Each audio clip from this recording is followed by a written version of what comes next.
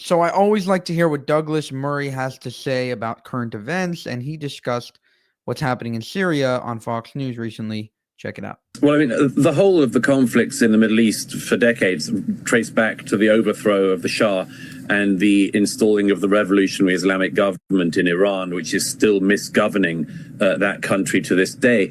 Iran is the most colonialist power of our time, and it's spread its terror proxies across the region and had client states like its ally in the Assad regime in Syria.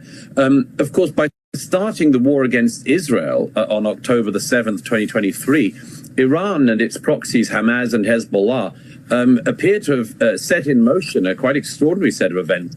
The IDF has degraded Hamas very, very significantly, if not entirely by now.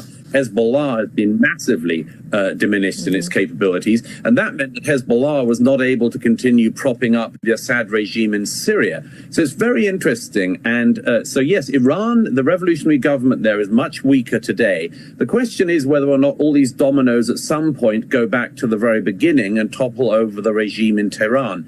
And that's going to be one of the ones to look for. This doesn't require American intervention, of course. I don't think it requires any outside intervention, but there are basic standards, and Israel is exercising at the moment by ensuring that weaponry in Syria, like the Air Force and the Navy, do not fall into the hands of these jihadist groups. I hope that America and other countries follow a similar tactic. Yeah, America, I think, already is doing that tactic and ensuring that chemical weapons are not falling into the hands of terrorists. He's 100% right. Everything can be traced back to the Shah of Iran, the falling of his rule, and the beginning of the Iranian regime, which destabilized the Middle East for a very, very long time. For more, subscribe to this channel. If you want to help us make more of these videos, you can go to buymeacoffee.com/JewishUncensored. That's buymeacoffee.com/JewishUncensored.